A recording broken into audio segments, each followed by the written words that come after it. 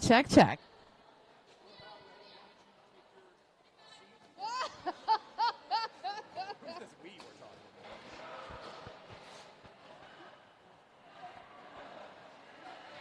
As long as that part wasn't on video, we're all right.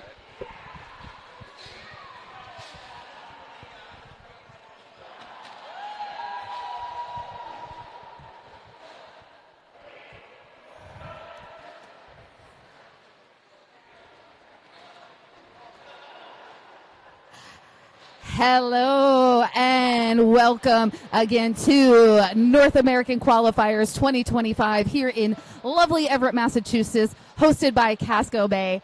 I am Pinky Donchadero, your tournament head announcer. With me, I have Rad from Pittsburgh Roller Derby Undead. Hey, Rad. Hi, I'm Rad from the Pittsburgh Roller Derby Undead. So how are you feeling after that game? Little sore. We're feeling all right, but little sore, absolutely. Definitely love playing Austin, but always come away a couple of bumps and bruises, yeah. Heck yeah. So we're trying to determine what the name of your blocking line should be because that line was phenomenal. What's the secret sauce to the Rad, brutal, defunct Jackson wall? So that has actually been dubbed the Brutal Pain line, which is quite fun. And honestly, it's just we all have a tendency to communicate well together. We somehow can figure out where people are moving and just move into the right spots.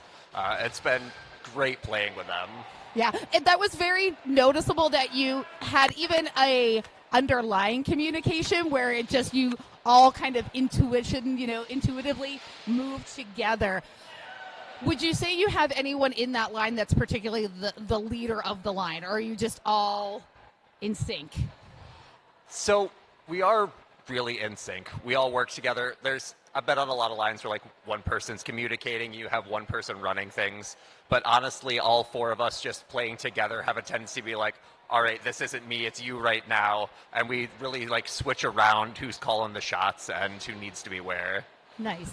How do you kind of make that click, considering that you've been kind of a derby nomad for a while? You've played for a handful of teams and you've been in many different lines. How do you kind of make the pieces fit when you're not necessarily, when you're the new guy on the team? So I think part of that actually comes from all four of us have really played on different teams, whether it's been Hellions of Troy. I was on the Guardians for a while. I was originally on Flower City. Jackson was a Guardian for a long time, and so part of it is that plug and play that we've been on a bunch of lines, and we can see what's worked with different people rather than just always working together. Jackson and I started working together a lot when I first transferred over to Pittsburgh. That was just about a year ago now. Yep. And so we worked together a lot, and then when we picked up Funk and Brutal, they were the other two on our line, and honestly, just the communication between all of us has been fantastic in making everything work. Clicked. Yes. So do you think you're going to transfer at least a third of that, a third of that line, to Team New York? Yeah, that's the hope. Having three of us on Team New York Open Gender is definitely nice. I am sadly missing our next game, so I will not be there to make that magic work yet, but we're looking forward to it. Yeah, we have honestly just a lot of fun being on the track together. Dang, you're not going to be able to take that against Jackson because he'll be on Team PA. Yeah, we're not going to have a battle of the states. My torn allegiances won't be coming out, unfortunately. So do you have any game day superstitions? Certain like routines that you have on game day, or like, psych up music that you have to listen to? So other than like having major anxiety and checking my gear a million times to make sure I haven't left any of it, not a whole lot. I did have one lovely regulation game in like 2017 where I got all the way to the venue and realized that I had left my jerseys at home. Oh no. So now I like obsessively check. I have everything laid out to make sure that I can check it before I leave the hotel room. I check it before it gets packed in the car. This will be my first time flying with my gear, so I'm sure that'll be some great anxiety at the end of the weekend, but I've got some things to be anxious about before then. And, Rad has super support in Mrs. Rad. Does Mrs. Rad check the spreadsheet before you leave? She does, yes. My lovely wife, who is just off camera here, is absolutely fantastic and is one of the reasons that I can continue doing this lovely sport that I love. Oh. She has traveled with us. She has sold merch. She has bench coached a couple times. She has always been there. There's a lovely reason why I get to do this fun sport. Yay. We love our supportive partners in this sport. While, mine is at home sitting just watching and cuddling the cats, supporting my travel. Yours is here supporting both of us, helping us out this weekend. That's awesome.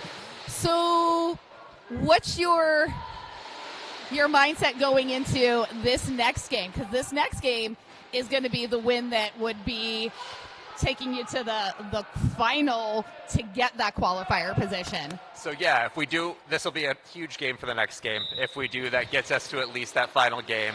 If we lose this one, we've got like a couple more games to like win back our spot. Yeah.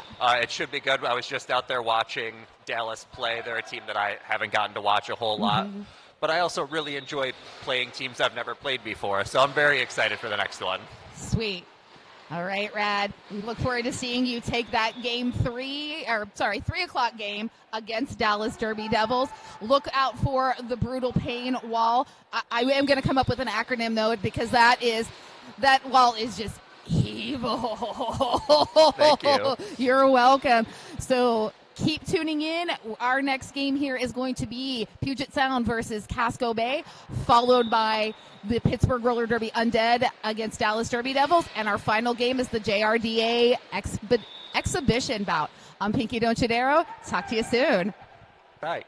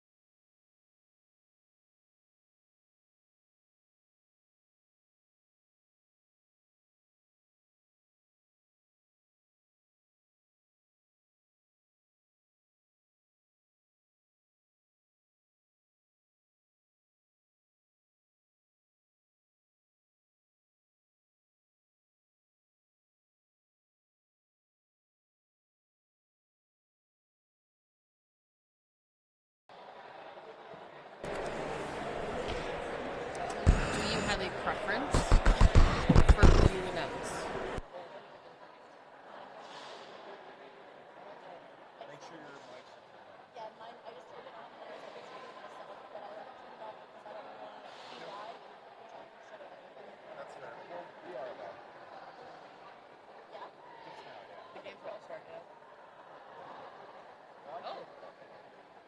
There's two teams on the track.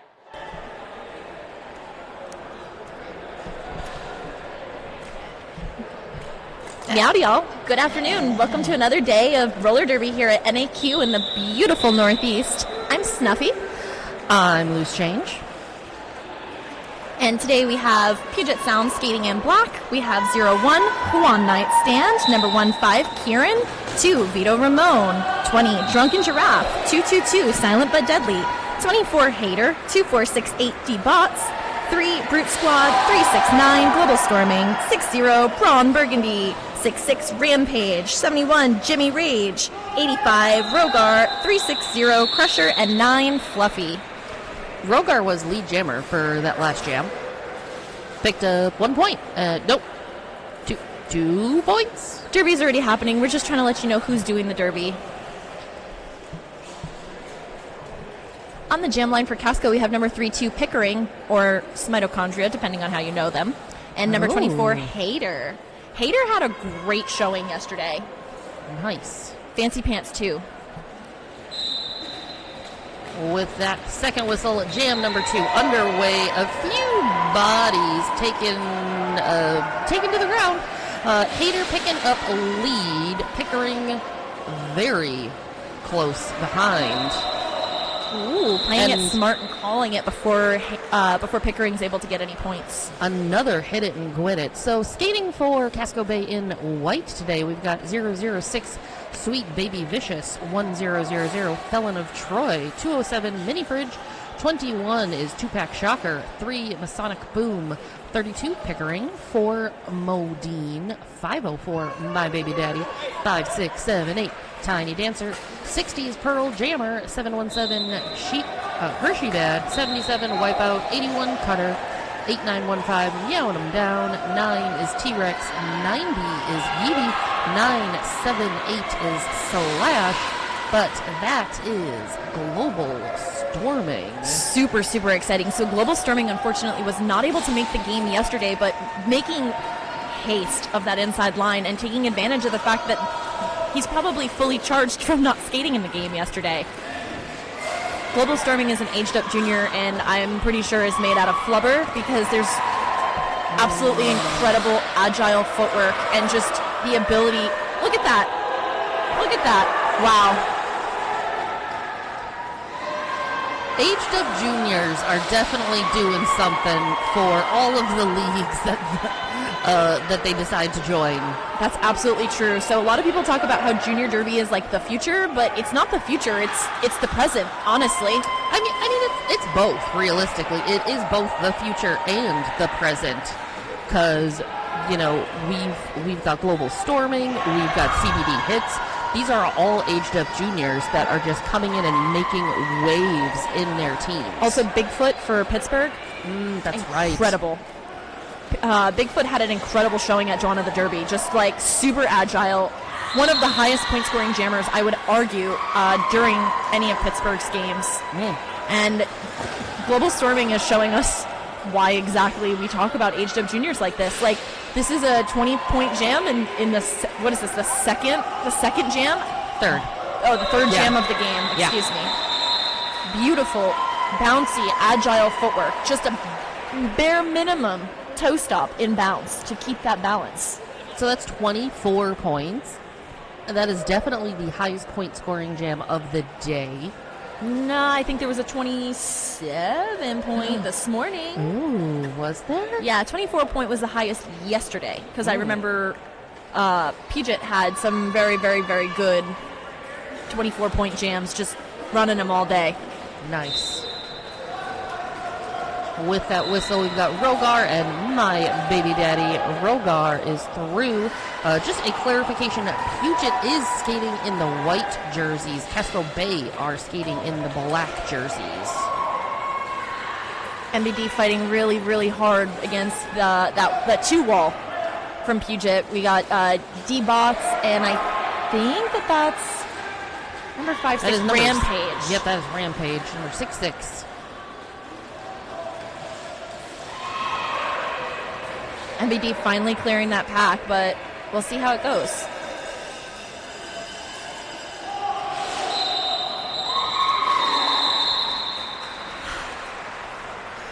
Rogar just waiting for that last possible moment before calling it off. Stretching my baby daddy, just putting that little bit more effort, hoping to tire my baby daddy out just a little longer. I don't know if that'll ever happen. MBD is pretty unstoppable. I saw them jamming yesterday, and there was nothing that could stop him. Oof. He just kept going. He's like the little Energizer bunny. The little engine that could. The little engine that could. So on the line now we have number 24 Hater, as well as, I'm pretty sure that's Pickering up there, number 32 for Casco Bay. It is. So sorry, go ahead. Pickering clears those last few blockers, picks up lead for Casco. So in the game last night, Pickering actually had the highest point score as well as the highest success rate for lead jammer for Casco Bay. Mm-hmm. Followed closely by MBD. But we're testing the ability of these jammers today. It was a clean sweep, 4 points for Casco and 0 points for Puget. 24 minutes left. It's anyone's game. 24 minutes left in the first half. Let me clarify that. There you go. Yeah. Oh, there was some skate stomps that happened there, but Global Storming and Modine wearing the stars for their respective teams, and Global Storming again picking up lead. That is inattempted.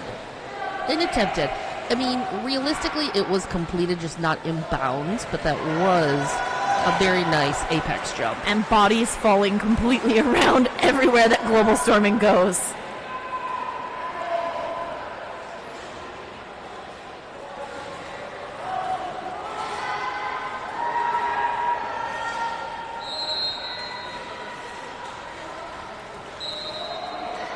Incredible. Around for another 4, almost untouched.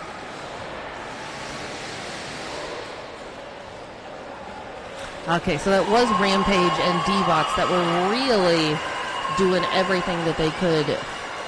Ooh, we got a star pass to number 21. That's Tupac Shocker.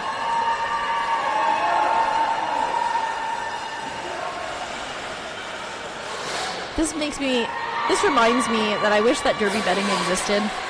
I would absolutely bet that Global Storming is going to have a big jam at some point.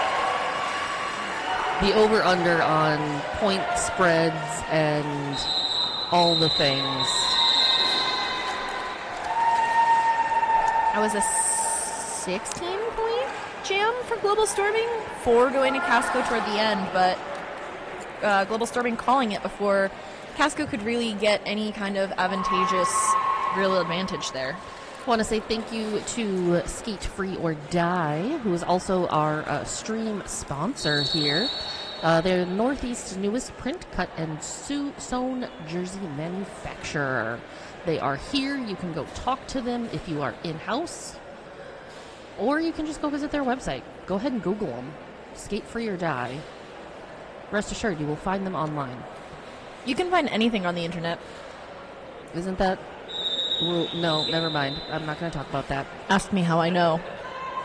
I mean, isn't that like rule number 40? You're not allowed to talk about the internet?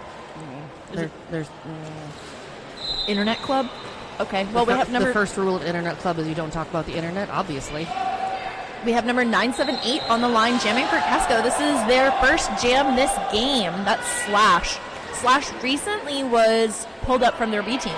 Oh, very So this nice. is a very, very wonderful opportunity to watch a new skater be able to do something absolutely incredible. And Slash is a good pal, and it's nice to be able to see him have this opportunity, especially right now with this power jam. Yeah, so Rogar from Puget Sound was lead picked up a track cut penalty. So reporting to that penalty box. So this is Slash's opportunity to really show Puget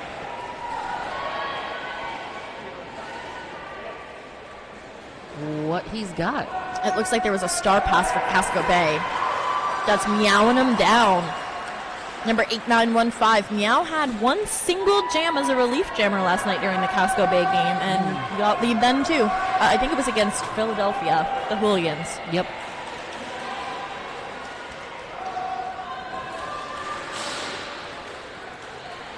Unfortunately, Casco not being able to make good on that power jam that they had, and Rogar being released from the box.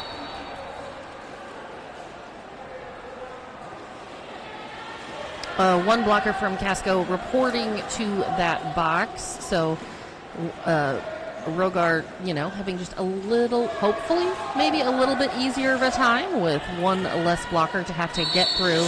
But in the meantime, that is number 15, Kieran, for Puget Sound, that is just locked in on meowing him down and doing all the things to keep Meow behind that pack of skaters in white jerseys.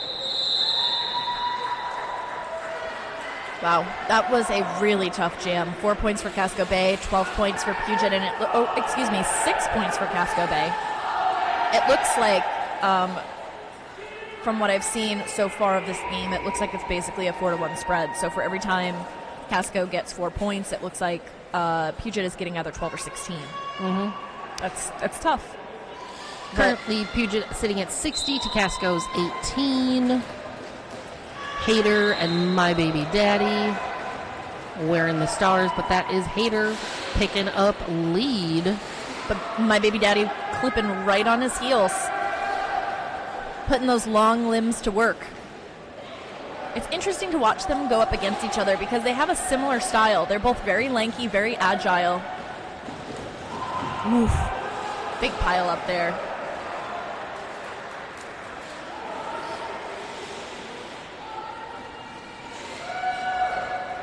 While we have a minute of just downtime, I'd really like to thank the EMTs for being here and making it capable for us to play roller derby and play the silly wheelie shoe sport and be safe while doing it. Yep. As well as thanking the officials. Do we have an official list for who's in this game? Unfortunately, we do not. We are not provided that, but all of our officials are wonderful. And they're doing a great job, and we're very grateful for them. Indeed. Have we seen this matchup before? 369 Global Storming versus 32 Pickering? I don't think so. I also don't think so. This is going to be interesting because Pickering not only has the strength as well as the agility. Global Storming is just a noodle. And using his noodly appendages, manages to get lead one more time. Has there been a jam where Global Storming's gone out and hasn't gotten lead, or do they have a 100% success rate so far? I'm going to guess that Global Storming has a 100% success rate, given the fact that for every single jam, with the exception of one, Puget Sound has indeed picked up lead, as you can tell by the points, 68 to 21. That makes sense. Cool. We're having a Puget Sound sponsored timeout. I'll take a breath, be able to kind of recenter, regather ourselves. I had mentioned earlier it seemed like a 1-4 spread, but I don't think that's mathematically correct. I think it's 1-3. Yeah. I think you're right. I took a calculated risk by mentioning math out loud, but boy, am I bad at math. Trying to do math on the fly, not easy. No, math isn't easy to begin with, and then in addition to that, I'm just so enthralled by watching roller derby. I can't believe this is happening in front of me. Like, it kind of feels like a fever dream. Like, being able to see this, incredible, display of athleticism directly before my very eyes, mystifying. It's crazy, right? And I know that, Casco Bay is pretty close. I live relatively close to here, but being able to see Puget Sound talking and being incredible, when am I ever going to have a chance to get out to Seattle? I might not. You never know. I mean, maybe you should put it on your list of things to do in the next couple of years. Go to Seattle. Go and, hang out with the Outcasts. Can confirm, they are really great. Okay, well, you've convinced me. Watch out, Seattle, I'm coming for you.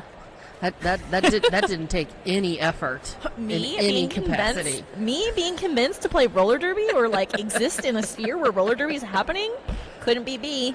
Nope. All That's gonna, yeah. Yeah. Twist my arm. Well, it looks like that timeout has expired, and we're getting back to the derby action. We got Modine on the line for Casco Bay and Rogar on the line for Puget Sound. And carrying out that tradition of getting lead jam, Rogar is lead. Just kidding. What? Rogar's getting sent to the penalty box, so Modine will have the ability to score some points, hopefully. Let's see if Casco can make good of this power jam. Yeah, so that was a forearm assessed there to Rogar. As that pack comes to a virtual standstill between turns 2 and 3. That's number 20. That's Drunken Giraffe. Giraffe was doing a lot of recycling yesterday. He was always the one that was hitting people out, and it looks like one of his talents is making sure that that's taken care of. Modine through and lead for Casco. But not before Rogar is released out of the box and back up on that pack.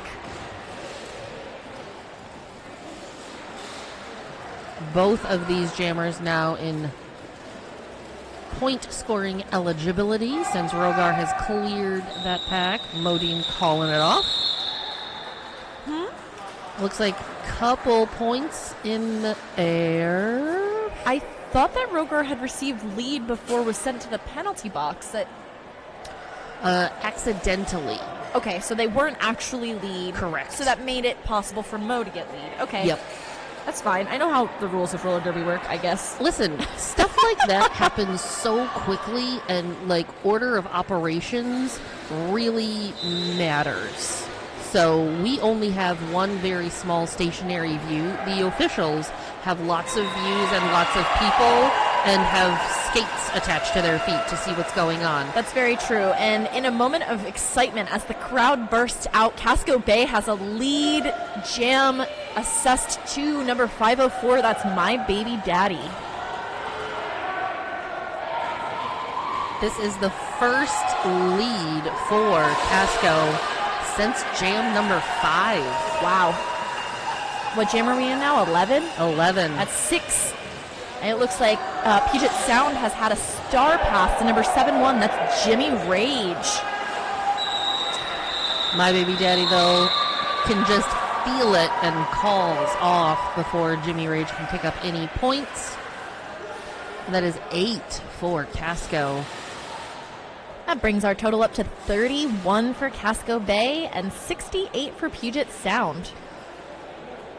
We have number 978, Slash from Casco Bay, on the line, lined up with 369, Global Storming. Just under 15 minutes remain in this first half.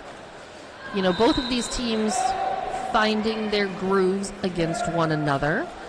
Global Storming, however, finds his normal groove, picks up lead. Maintaining that 100% lead accuracy. But Slash is not giving up. That is something that I will always say about Slash. He never gives up, no matter what.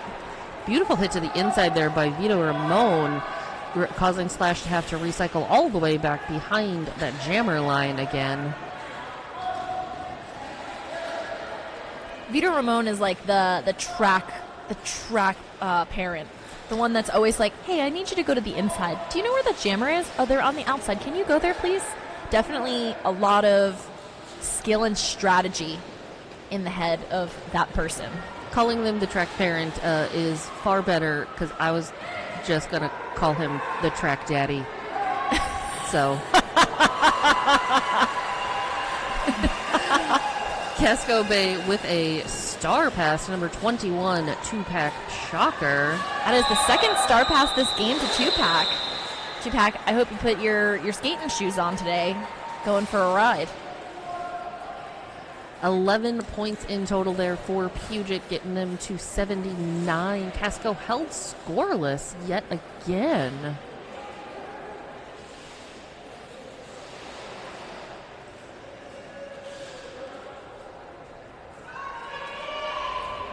Pickering on the line against Rogar from Puget.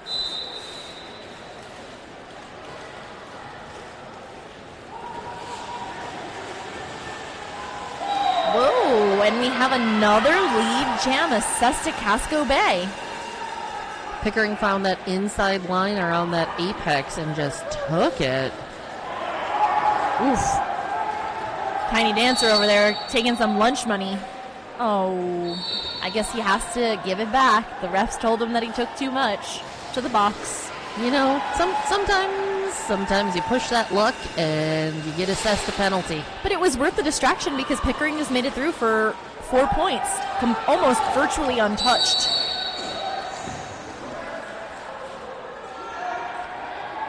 Masonic Boom being that last line. A little too far out. And gets assessed a penalty for something. I am not sure what it was, but it was something. Mm-hmm. Maybe a low block? I'm not entirely sure, but we're definitely going to get some clarification. Looks like a handful of people are looking for clarification on that as well. So we've got number 15, Kieran, on the line. Ooh, I guess this is the clarification is coming. You know, the official curse, or the announcer's curse. There you go. The announcer's curse. Yep. So last jam, Casco able to put 8 on the board. Puget Sound with 4. Slowly closing that point gap, 83 to 39.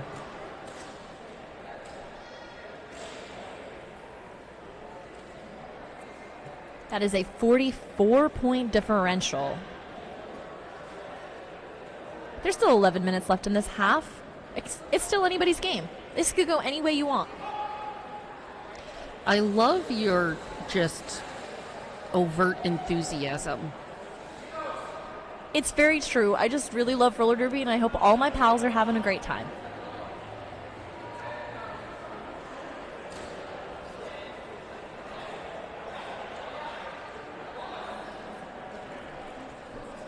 Hanging out, getting refreshed, taking a minute to just breathe. Drinking some water. I think Mo's probably figuring out a way that they're going to score 45 points in 2 minutes. I think they're capable of it. Absolutely. Yeah, I mean, if Global Storming can have a 100% lead rate, then I think that Mo can have 45 points in a single jam, or 99 points, or 105 points. It's fine. Why not? It's roller derby. It's magic. There doesn't need to be logic. No. Listen, I mean, if Mo goes one direction and the pack goes the other direction for 2 full minutes at top speed, we can figure out some science people, and they can make this diagram this out for us. While I'm talking about science, Kyrian picking up lead for Puget Sound. But Mo right there on their tail. This is a foot race. This is anybody's points right now. Mo just literally followed Kyrian straight through that pack. Everyone is so confused as to what's going on right now. It's just so magical that everyone's just completely in awe. They're just... Oof. All right.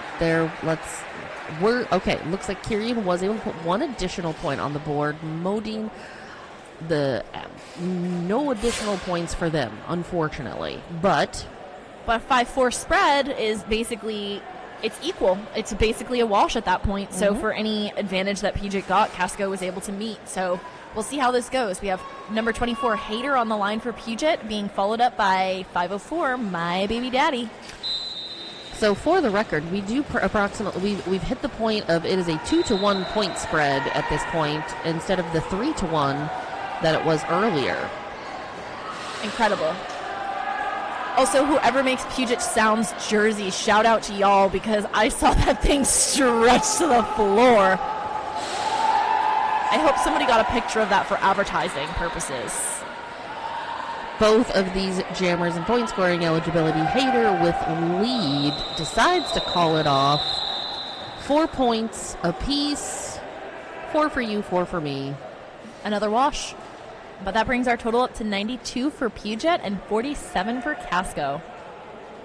If you can hear my voice and you are in the venue, don't forget to go and check out all of the merch that all of these teams bought over in our cute little vendor village. It's about at the back of the venue. Make sure you support your home team, Casco Bay, the league that's bringing you NAQ. Super grateful for them for giving us the opportunity to be here. Puget Sound taking that lead. Rogar out there once again, but look Pickering right on their tail. Rogar checking with his bench to see what they want him to do. And ultimately decides to play the safe game and call the jam. Yep. So we're under that 9-minute mark of this first half. You know, we've got like the kind of 2 to 1 point differential. Were I one of these coaches at this point in time, it also becomes a clock management. What do we need to do to get to halftime? Agreed. This is a new arrangement that I haven't seen before. Global Storming lining up directly behind Brute Squad. And directly behind Global Storming was Modine as well. So it was just a cascading effect of helmets. It was like a beautiful little theatrical waterfall on roller skates. Global Storming through and lead a quick 4 points already for Puget. But unfortunately, Mo's in the back getting absolutely eaten up and recycled. Ooh. Global Storming trying to engage Mo just a little. Just a little tippy-tap just to get them out. And as both of the jammers now are outside of the engagement zone for the rest of the pack, Global Storming again trying to play some hit to the outside, dragging Mo back. This is exactly what you were talking about. This is clock management. This is Global Storming knowing that there's only a handful of minutes left and trying to run the clock for the next 50 seconds to make sure that Mo is unable to score points. Not only that, but Global Storming specifically looking for some assistance from teammates in order to try to bring Mo back into that pack. Forearm penalty being assessed on Global Storming.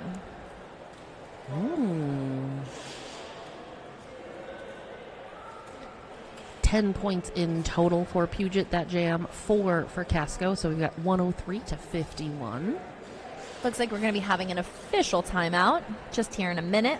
Trying to figure out what's going on. It's fine, whatever.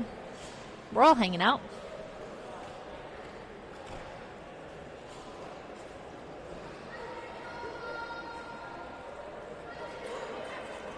But now would be a good time to remind you, if you play MRDA and you have roller skates potentially, which I'd assume you do if you play MRDA, the USA...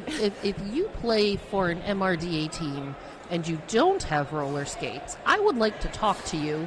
It's magic. I told you. And I would like to know how exactly you play, because that would be a fascinating conversation. You remember when I told you before that roller derby is so magic it doesn't have to follow the rules of logic? This is one of those moments. Ooh. But anyway, we're getting off on a tangent.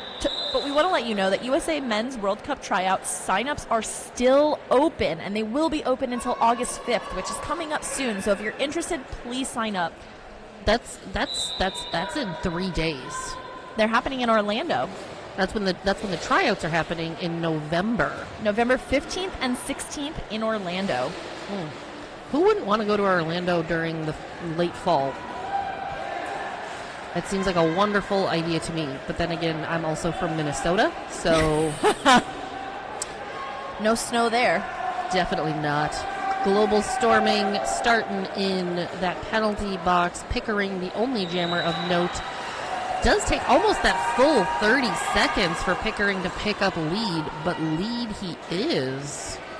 Global Storming released from the box, and unfortunately Casco was not able to make light of that power jam. Global Storming getting out on their initial, coming up for points.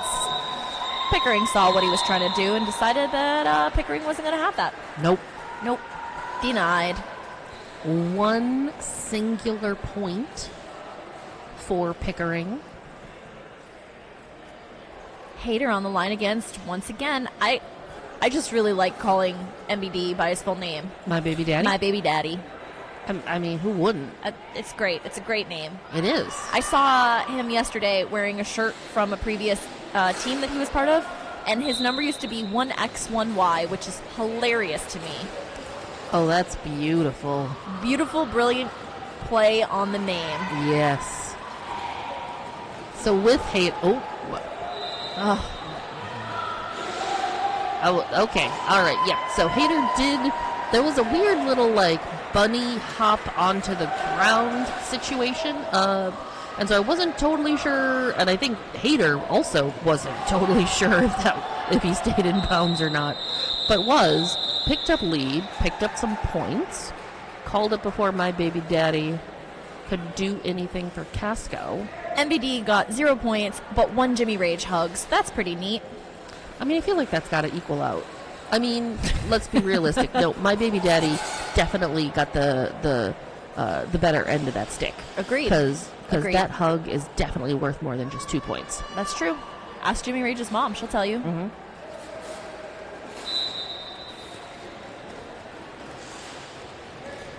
Rogar and your slash. I just called slash your slash, FYI. That's like yesterday when I was announcing the Toronto game and I kept calling D-Ray my friend D-Ray. Yep, exactly. It's my buddy D-Ray. My friend D-Ray. My friend Slash. It's your slash. Rogar and Slash wearing the stars. Rogar is through, picking up lead, pushing at the front of that pack. Does have all 4 of those Casco Bay blockers to try and get through. But that was a hit to number 21, by number 21, excuse me, to that outside, causing Rogar to have to recycle all the way back. Number 21, Shocker, Tupac Shocker, is the one that has taken a couple star passes. Mm-hmm. So we'll see how this plays out. Maybe there's a Casco star pass in hand. It could go either way. Shocker is either going to help make sure that his jammer stays out, or he's going to become the jammer. This is the change you wish to see in the world, I suppose. Rogar with 4 points. Making light of that inside line. Defeating not only Hershey on the inside, but then again Wipeout on the out. Ooh, we've got whistles going. People are getting assessed for penalties. Let's see what they're doing. Rogar minding his business, staying in his lane, trying to get through these walls untouched. Mm-hmm. Already scoring 8 points? Yeah. Slash still wearing that star. But coming up against, that is Rampage yet again. Yeah. Rampage just doing the things. Oh, Casco Bay very, very excited about their 1 point. Every point. No, 2 points. 2 points. 2 points. 2 hard-earned points. Indeed. And there's Pickering. And Global Storming.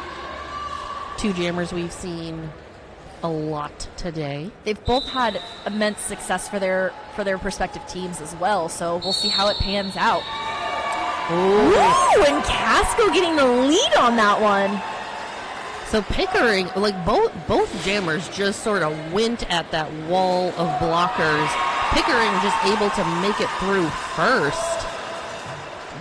Global Storming, however, coming up against some Casco Bay blockers that seem to have figured him out a little bit. Huge resistance on this one. We've got a great wall. Yeedy leading that wall of Casco Bay blockers. We have seen nothing but incredible things from Yeedy this entire weekend. Yeedy puts everybody in the jammer sad zone.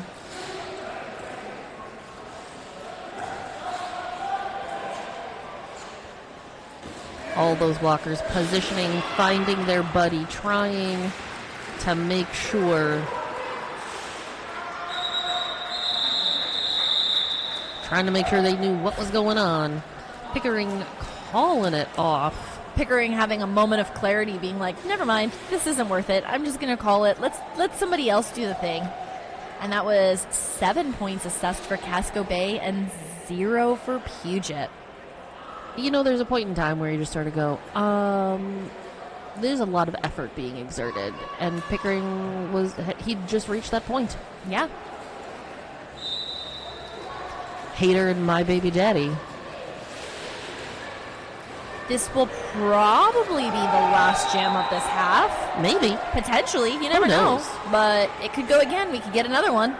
MBD on that line, trying to make quick work of getting out. It seems like there's some kind of hat confusion going on right now with Puget. Yeah, so there is an attempted star pass, but it doesn't look like it was working. And I believe it was a power jam because Hater's going to the box. MBD is lead, and I don't see anybody for Puget trying to get out. Oh, okay, so we're going to have a jammer do-si-do. This is one of those moments where in gym class you're like, I wish I remember how to square dance. If it was up to me, I would make them square dance when there's a jammer do-si-do in the box. I feel like that is a change to the rule set that we should try to implement at RollerCon. I completely agree. That is definitely a RollerCon challenge. All right. Well, since both of these jammers ended up in that penalty box, this will be a full 2-minute long jam. So you are correct because that period clock has expired. So this is indeed the last jam of this first half. MBD is out of the box and is leading the charge on points, putting up 4 points for Casco, being met by 4 points for Puget as well. Once that jammer do-si-do was complete, both of these jammers decide to start working on some points. Oof, beautiful taking of that outside line by Hater. Yeah. We have about 10 seconds left. Let's see if they can do one more lap. One more lap each. That's it. That's all they have to do. It's fine. They just have to move all the other bodies off the track. Oh. Beautiful end to that half, though, by My Baby Daddy with that's attempted apex jump. I don't necessarily just chilling there for a minute, regaining his boundaries. Look at that. Beautiful teamwork by Pearl and Hershey, giving MBD a hand up. The officials doing things. As they do. They're very good at doing things. They are. That brings us to halftime for intermission. There's that rolling whistle that we want. Yep, so Puget Sound at 120, Casco Bay at 71. Remember, both of these teams played yesterday and won, so one of them will win again.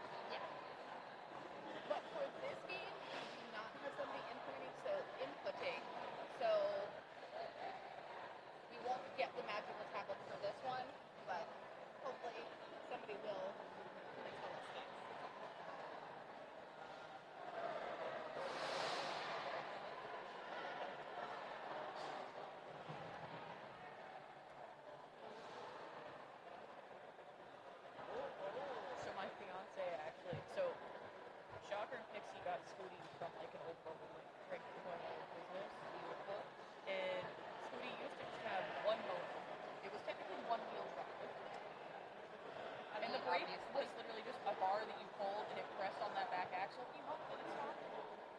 So my fiance does battle bars and he was like, I'll redesign it. So scooting can easily go like 15 miles per hour if you just scoot it, but also it's so high up that if you take any turn at all, it's gonna it has motors that they run in some of the robots. I mean, now I feel like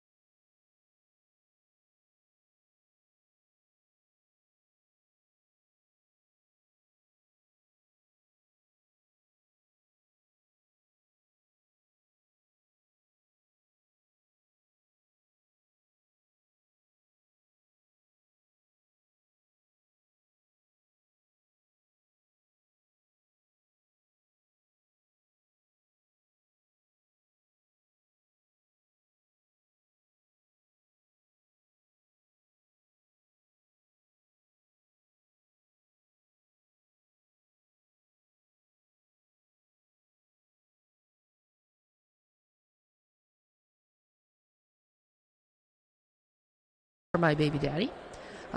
Top number of leads is Pickering with 4.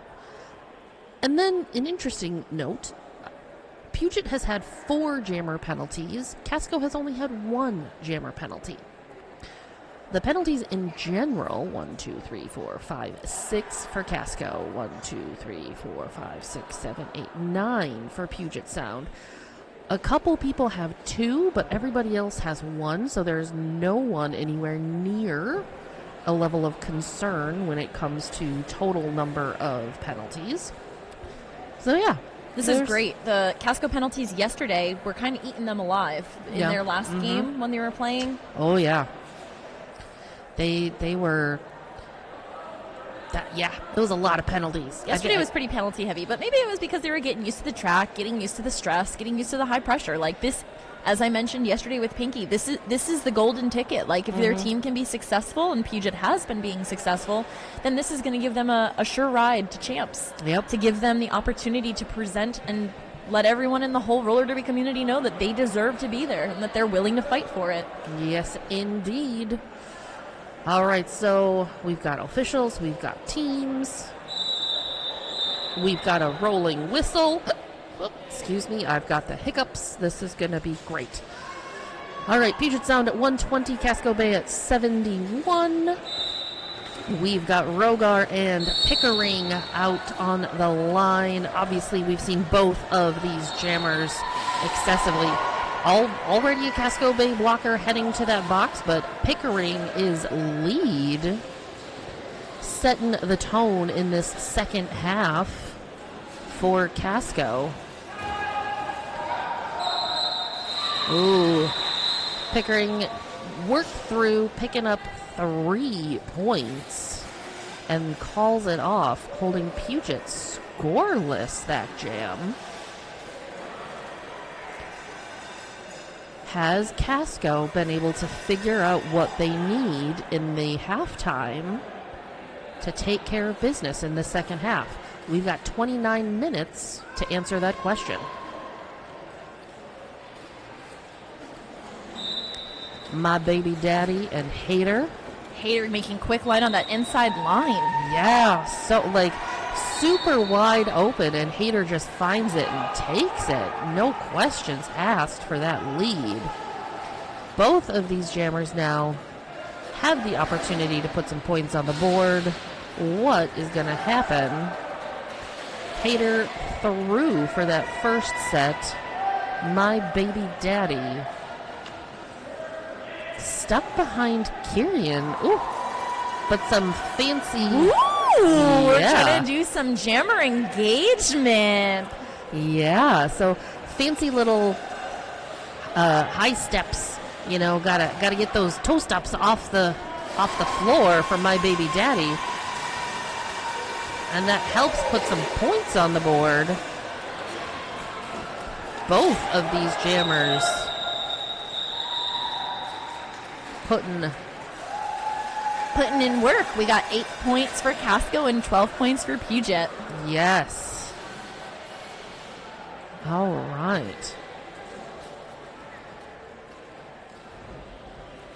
I'm going to say it. The penalty box is currently empty. Dun dun, womp womp. So that means we're going to have our full contingent of skaters. This is awesome. 8915 meowing them down for Casco Bay. It seems like Meow is a very good relief jammer. They had one jam yesterday. They received a star pass earlier today.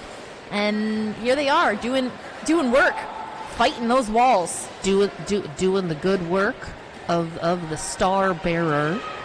Speaking of star bearers, that is Global Storming out there with lead.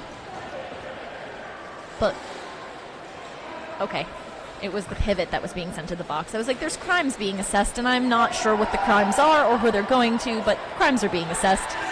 You know, you hear those whistles, and you know something's going on. It's just a matter of who and what and where.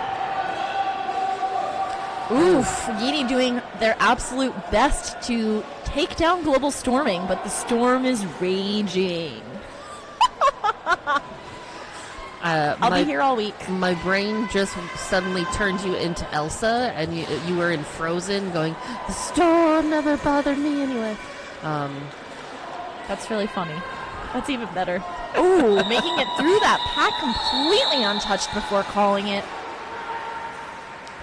That's another 12-8 wash for Casco and Puget. It seems like in the second half we're getting larger point spreads. Like we're getting 8-8-8 for Casco, but the 8 that's getting received for Casco is being eaten alive by the 12 that's getting scored for Puget, and that's trying to keep that 3 to 1 ratio. Yep.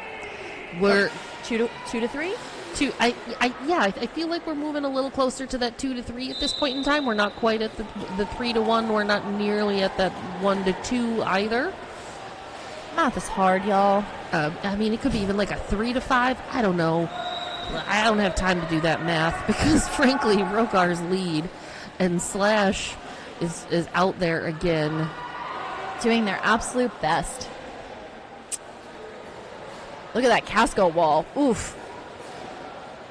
Putting Rogar in the sad jammer zone.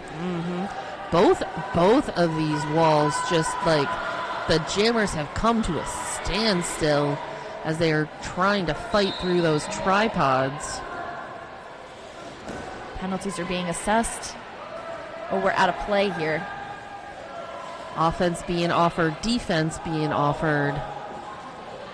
A little bit of pack spread out and then recondensing.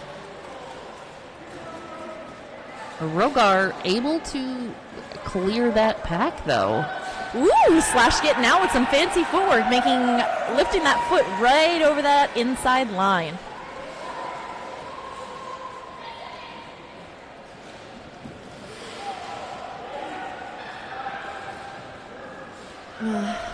Getting recycled back by relying pretty heavily on that inside line. Yeah, Kieran is just doing it out there for Puget. Incredible display of multiple talents. So Kieran is one of the most successful jammers for Puget yesterday, and now out to see him blocking. Yeah, it's nice to see versatility on your roster. That's really important. I mean, that's what you want. You want a jammer who is an effective jammer, who can block, who can pivot, who, just if you're a triple threat, you're going to be well sought after. And this is a jam that we haven't seen, a jammer that we haven't seen from Puget, number 222. Silent but deadly. So Pickering is lead, but that Puget jammer is racing. Ooh. Oh my goodness. So at the very last second, Pickering trying to get through, pick up some points, calling it off, trying to hold Silent but Deadly scoreless, was successful. Yep. That was a 0-point jam for Puget, but a 3-point jam for Casco Bay. So we got a 56-point difference at this point with 23 minutes remaining. Global Storming, my baby daddy. We've seen these jammers out there. Okay. I really love how Brute Squad is basically just a shield for Global Storming. He's like a little kitty cat. He's got his claws in the jersey and the curtains are just pulling. Realistically, like, if you're that is probably the best use of Brute Squad. I mean, that I could think of. Let's be like, that's true. Like, play to your strengths, and in that case, it's I'm gonna be your shield. Play to your strengths. Your strengths is allowing Global Storming to have success. I would argue. Your strengths are utilizing your strengths to make sure that your teammates are successful, and therefore your team as a whole wins.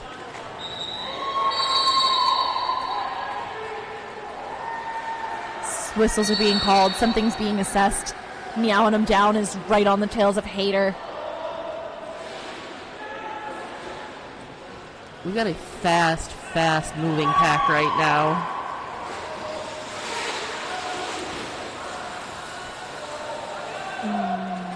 Okay, that penalty was being assessed to Casco base blocker Masonic Boom, who has a great mustache. True story. That is a true story. Heard it here first. D-Bots out there, number 2468 for Puget. Just working. Successfully landing an apex jump even though they had received contact. That is so good. And that jam ends. Another 12 points for Puget. 4 for Casco. Casco's holding it down though. 161.99. That's still anybody's game. There's still 20 minutes left. Yeah, absolutely. We just cleared that 21-minute mark. It looks like both teams are using jammers that they don't typically lean on. It looks like Silent but Deadly is going back out again, and we saw another Meowing 'em Down jam in that last one. Yep.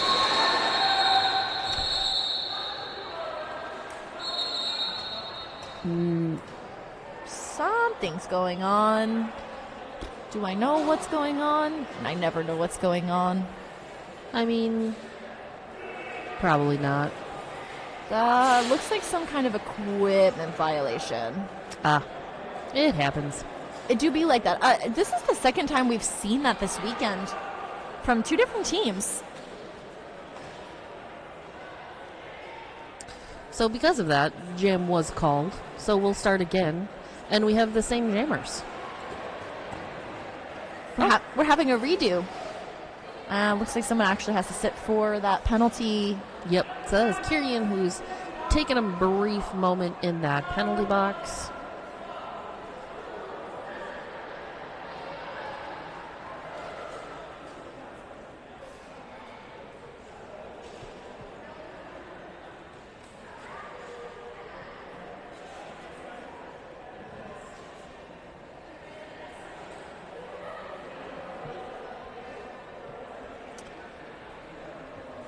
Okay. We are in an official timeout. So, let's see. We are, if I can look at my schedule, because it's attached to me. This is game number 5 of the tournament. And then we've got game number 6 at 3 o'clock, game number 7 at 5 o'clock. And then we have our JRDA exhibition game at 7 p.m. That'll be fun and exciting. So if you're a junior roller derby fan, gonna wanna take a gander at our 7 p.m. Expo game. All right, so first whistle went, we are off. Ooh, Silent but Deadly picking up a lead for Puget. I feel like this is one of the first times Pickering has not been lead when he's had the star. Silent but Deadly hit to the inside. Pickering, 4 points already. Oh, yep. Smart. So Silent but Deadly not able to get through to put any points on the board. Was able to put 2 points on the board, but decided to stem the tide, calls it off. Pickering was able to put 4. So that is a net gain for Casco of 2, which is great. Puget sitting at 163 to Casco's 103. That's a 60-point difference. Rogar on that inside line, just on the toe stops, just sprinting. Meanwhile, my baby daddy lapped him and attempted, but unsuccessful, unfortunately, apex jump there. Rogar, just being solid and steady. Coming up on this pack as it halts right before turn 3.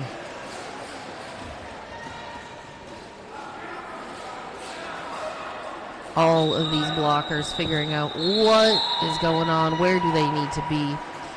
That was 8 points in total for Rogar.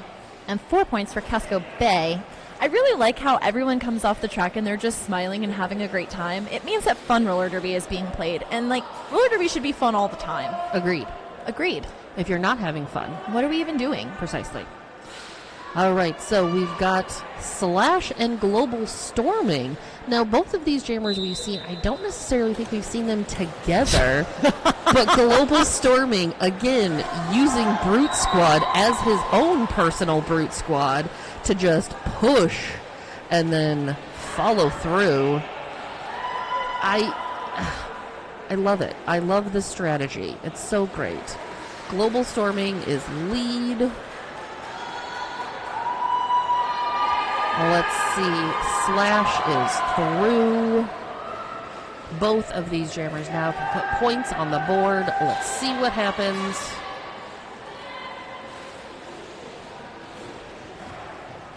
Global Storming. Oh, heyo. Again, one more pass through for Global Storming, utilizing a different aspect of Brute Squad, being the jersey this time.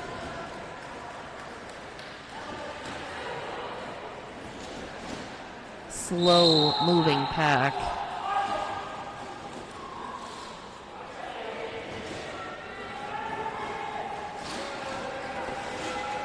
Global Storming through that pack, not even touched.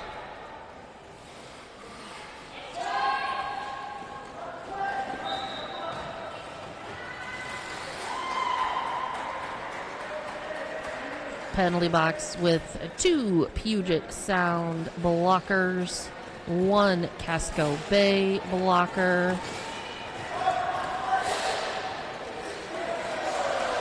Both Brute Squad and Fluffy doing their best. And we have a star pass to 2-pack shocker for Casco. Brute Squad earning his name there, taking 2-pack right off that line. But it looks like we have a 32-point jam for Puget, which is the highest point-scoring jam of NAQ, and especially the highest point-scoring jam for Global Storming. So remember how I was like, if the pack skates the other direction and the jammer goes and figuring out that math, I feel like this is proof that we need to do that. We need to figure out what that potential actual high score could be, because that's 32 points. 32 points is a pretty... 32 points. And that was it a full 2-minute jam? It was a full 2-minute jam. I hope Global Storming takes a break after this, just for a second. But we've got Hater and Meowing him down. Hater is lead. Both of these jammers out of that initial pass and point scoring passes.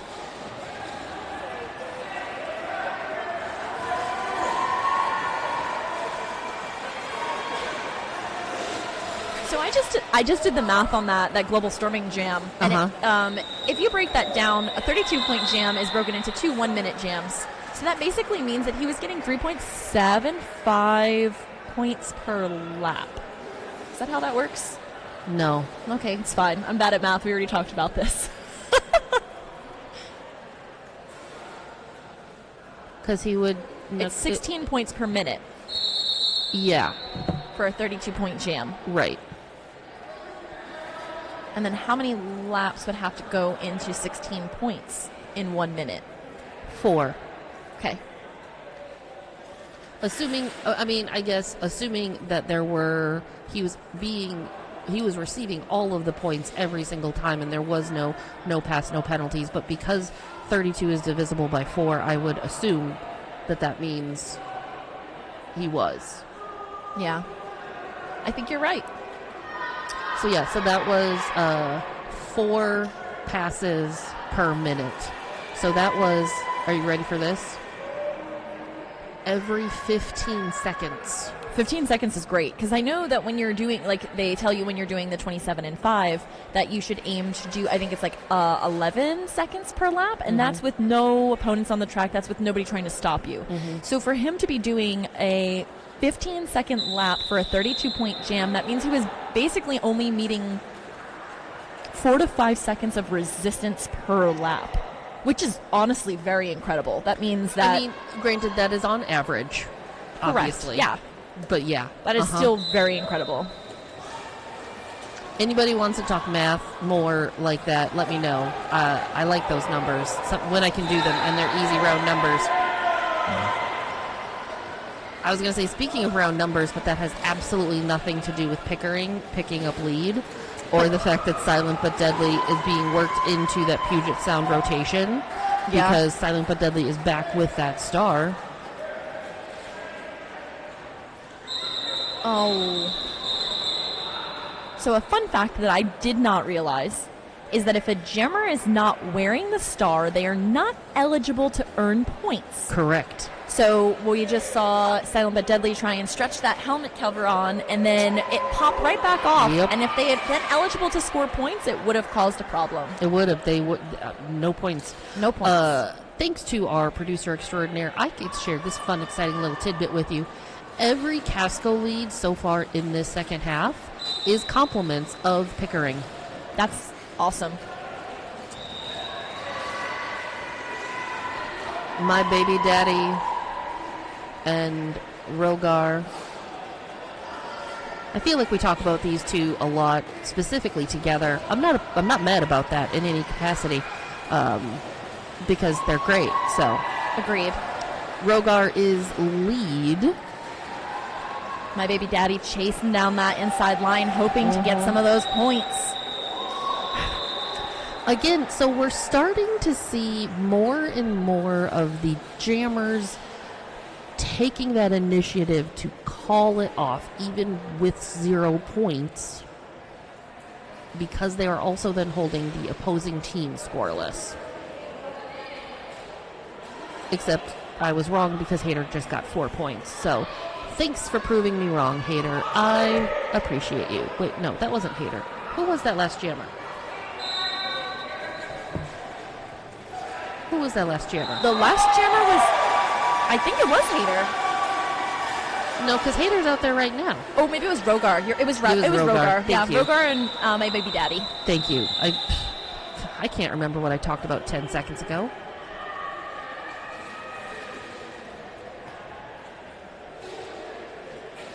Puget is still remaining to hold that 2-to-1 ratio because it's 121 to 215. We've got Pickering on the line with Global Storming.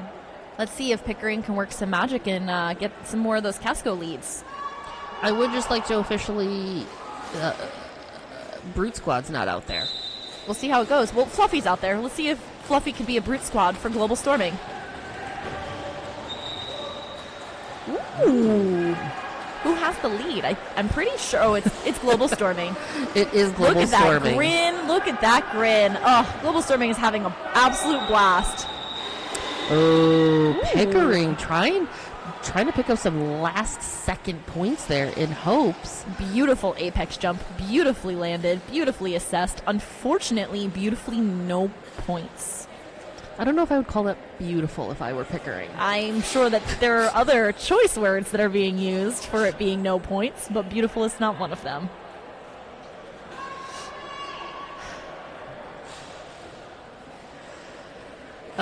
Special thank you and shout out to someone who's not here for telling me the math of it is 13.33 repeating if you factor in the initial lap with no points without factoring any wasted time after finishing the final lap. So thank you to Just Dave for correcting my math, because being correct is the most important thing. Slash is out there fighting for that, fighting for points and never giving up, and that is something to be said for Casco as well as all of roller derby. Sometimes roller derby is hard, and Slash never giving up is incredible. Also, so we've got both Slash and Hater out there. Doesn't appear that No, I think Hader was lead. Not totally sure. I completely agree. I think Hader was lead because Slash got stuck in the back, and there ended up being a star pass to Hershey bad. Hershey doing their very best to make it through on that outside line, but getting caught by D-Bots as they exited the box before the jam was called. D-Bots, man.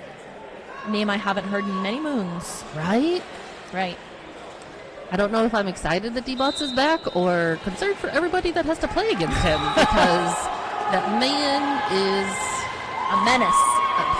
In the best way possible. Absolutely. Let's be honest. But yes, indeed. He's also doing better on penalties today because he had 6 in the game yesterday and only 2 today. MBD taking a little cha-cha slide there to the inside line.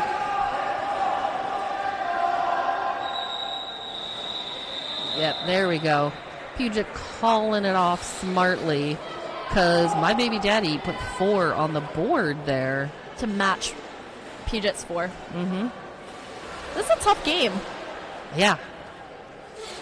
It's nice to see the versatility on rosters and seeing people who are jamming become pivots and people who are pivots becoming jammers and just vice versa. You never know what's going to happen. It's magic. It's an illusion. And you never know when you're going to realize that you have an amazing skill that you didn't know about before. Wow, meowing him down, getting lead for Casco Bay. How many jams has it been since Casco got a lead? Let me check.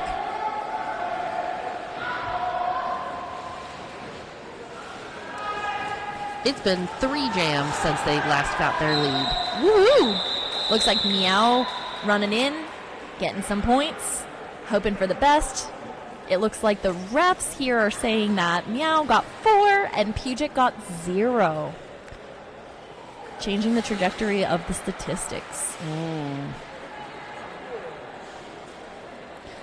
So with that, Puget's holding steady at their 226. Casco at 129. 7.5 minutes remain. Imagine if this was one of those like for funsies scrimmage games where you can like pay to change the point spread or something like that. How silly would that be? Oh. Yes, that would be delightful. I was going to...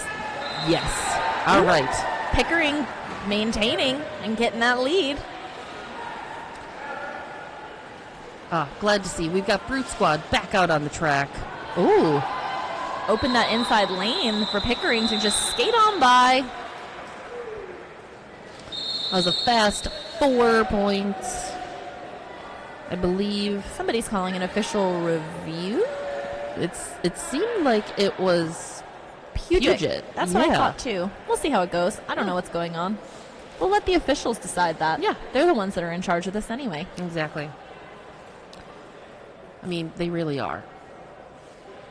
They are. We couldn't even play this game without them. So just a big shout out once again to the volunteers, the officials, the medics. I was going to say, do you know the other group of people that we would not be able to legally play roller derby if we didn't have?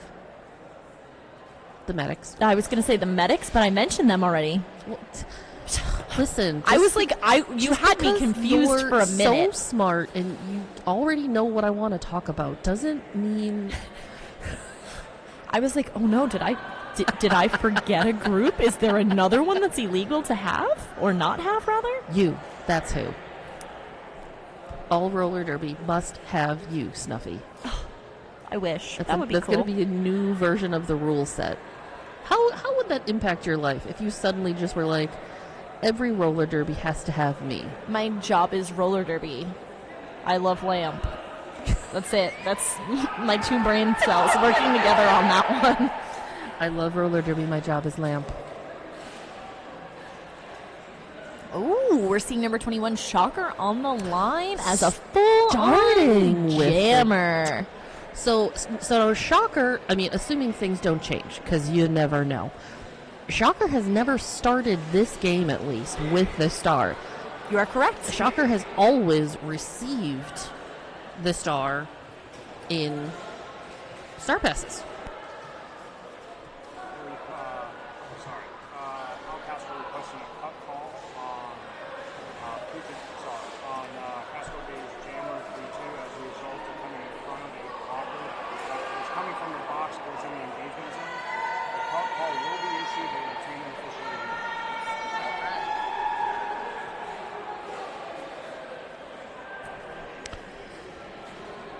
Okay, friends.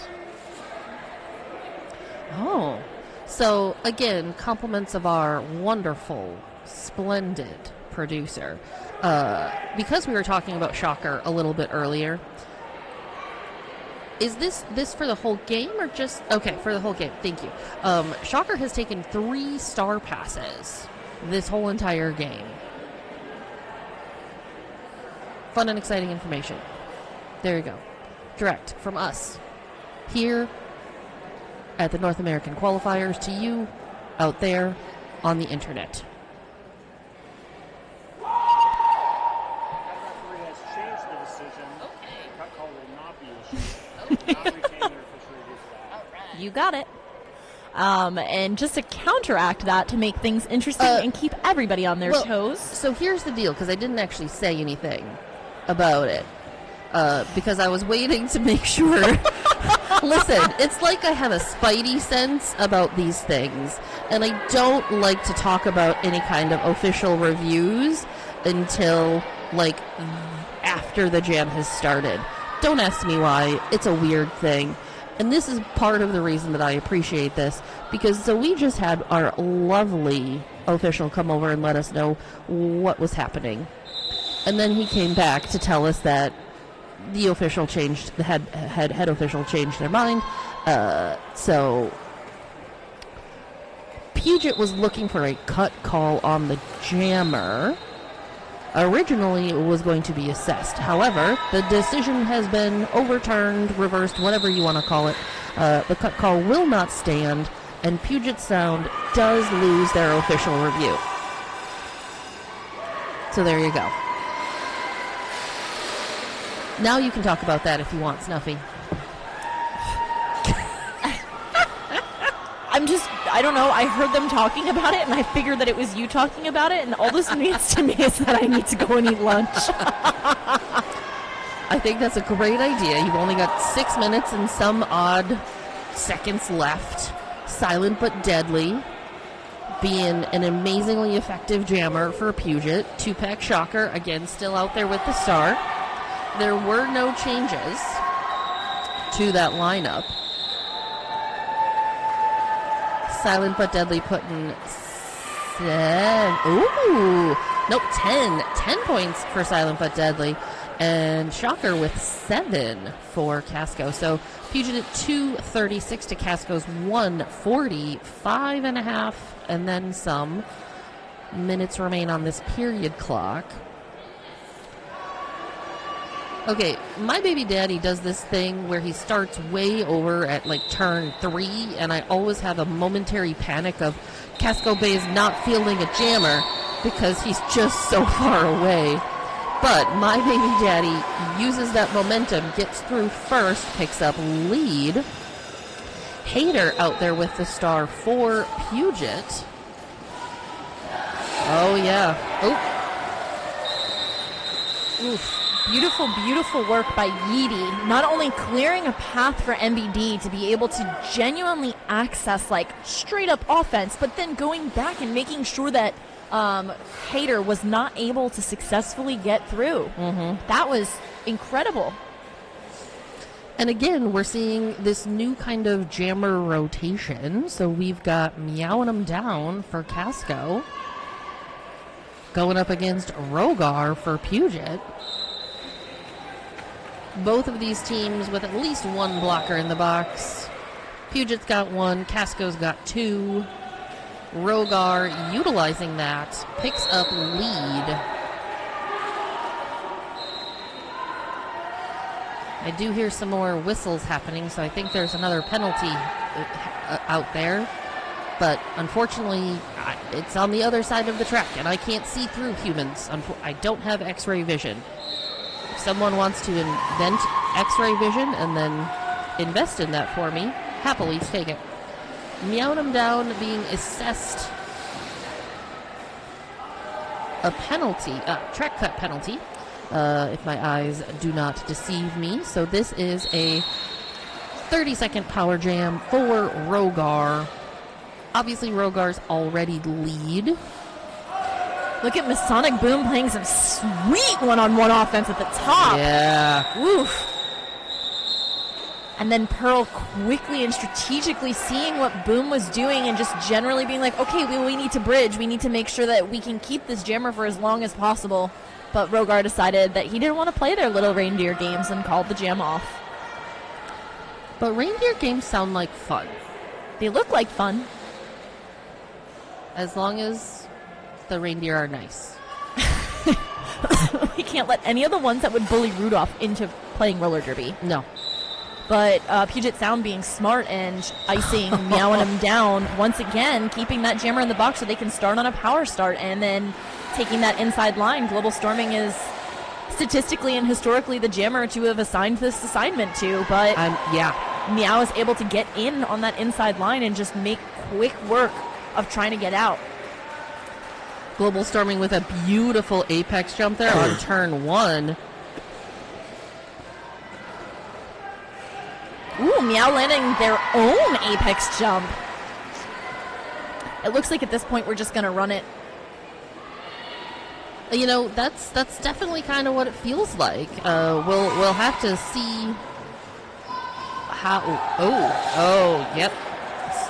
Global Storming clearing those last 2 blockers from Casco for 12 points so far. Meow heavily relying there on Yeety. That Yeety felon wall locking Global Storming down for as long as possible, but not before Global Storming was able to get out. And we're maintaining that 4-to-2 ratio. We'll see how it goes.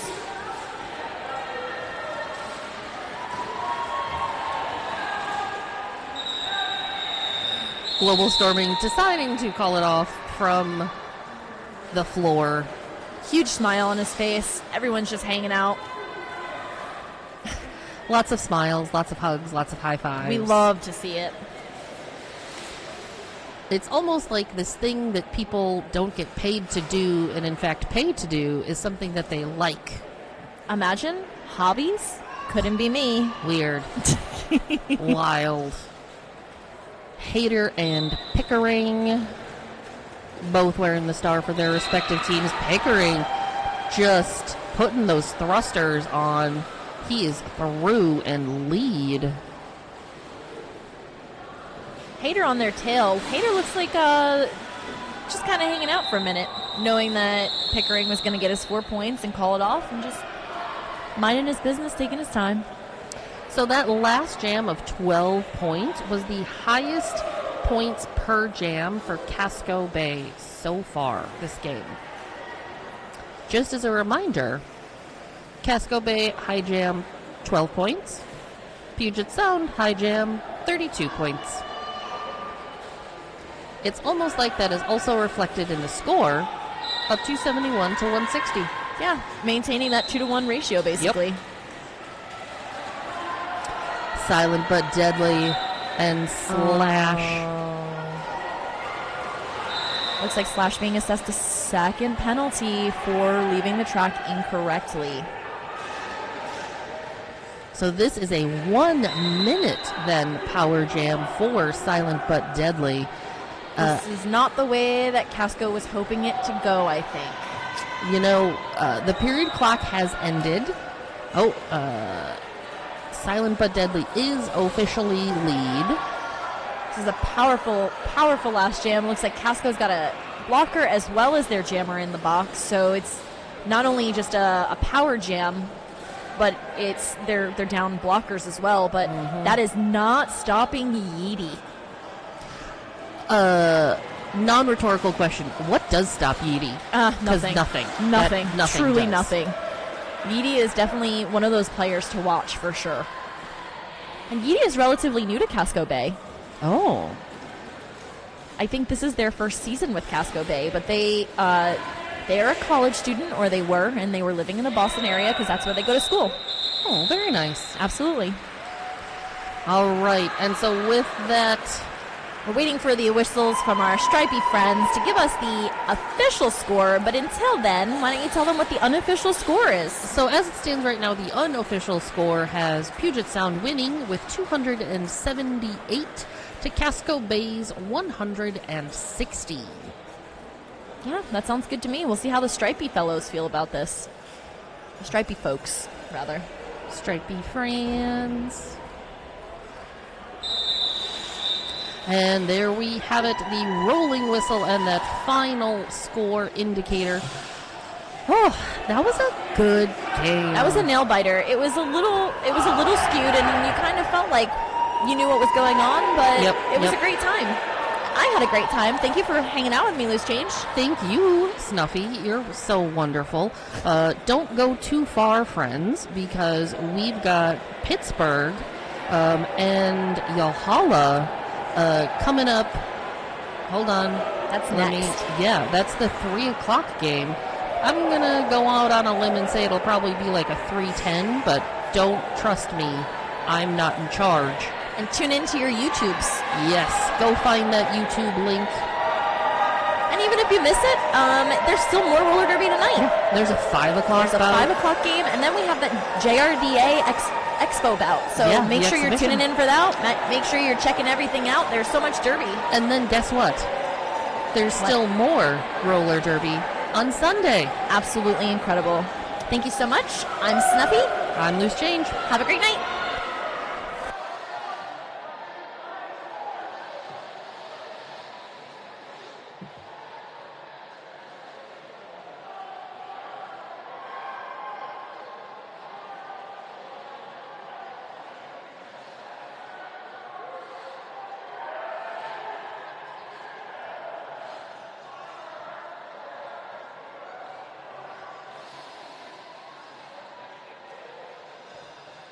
Who do you want to interview? Yeah, I was going to say